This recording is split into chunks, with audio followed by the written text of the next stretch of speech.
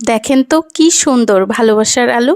আজকে এই ভালোবাসার আলুটাকে ভর্তা করে আলুর চপ বানিয়ে জামাইকে খাওয়াবো। কেমন হবে বলেন তো? দারুণ না ব্যাপারটা?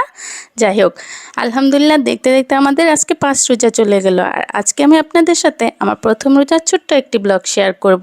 আসলে আমি একদমই সময় করতে পারছিলাম না আপনাদের সাথে ভিডিওটি শেয়ার করার। যাই হোক, আমি প্রথম রোজায় কী কী ইফতার আইটেম রেডি করেছি সেটারই একটি ছোট্ট ব্লগ আপনাদের সাথে শেয়ার করছি। ফার্স্ট অফ অল আমি এখানে বেসনের ব্যাটার রেডি করে নিচ্ছি। বেসনের ব্যাটারটা রেডি করার জন্য প্রথমে আমি এখানে চালের গুঁড়া, বেসন, তারপরে হলুদ, মরিচ এর গুঁড়া, তারপরে জিরার গুঁড়া, তারপরে লবণ পরিমাণ মতো, তারপরে আদা রসুন সব কিছু পেস্ট একসাথে মেখে তারপরে আমি ব্যাটারটা রেডি করছি। তারপরে যে এখানে আমি অল্প অল্প করে পানি দিচ্ছি আর ব্যাটারটাকে মিক্সড করে নিচ্ছি।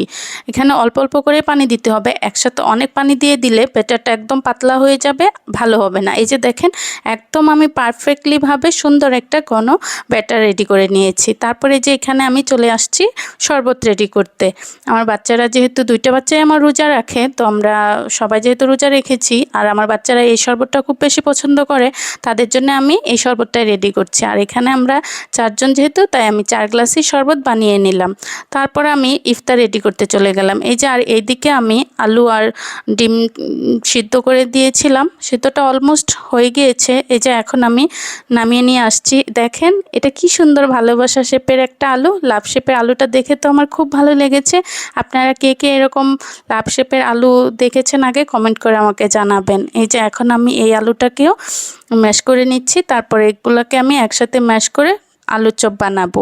আজকে আমি খুব বেশি ভিডিও করতে পারি নাই, যেহেতু প্রথম রোজা ছিল। আর প্রথম রোজা এত বেশি তাড়াহুড়া হচ্ছিল, একা মানুষ আমি এক হাতে করা সব কিছু আসলে ভিডিও করা পসিবল হয় নাই। শুধু আমি এই যে এখন বেগুনি করে নিচ্ছি, এটারই আমি একটু ভিডিও করতে পেরেছি। তারপরে যে আমি টেবিলে সব কিছু সার্ভ করে দিচ্ছি।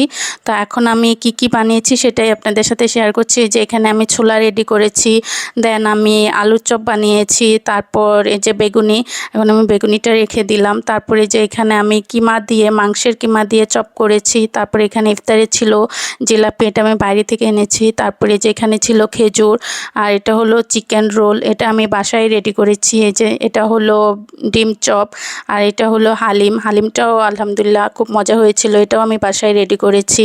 আর এখানে ছিল সালাদ, আর তার পাশে ছিল ঘুগনি। আর এই ছিল আমার প্রথম রোজার ইফতার টেবিল। তো আলহামদুলিল্লাহ আমরা খুব ভালোভাবে ইফতারটা কমপ্লিট করেছি।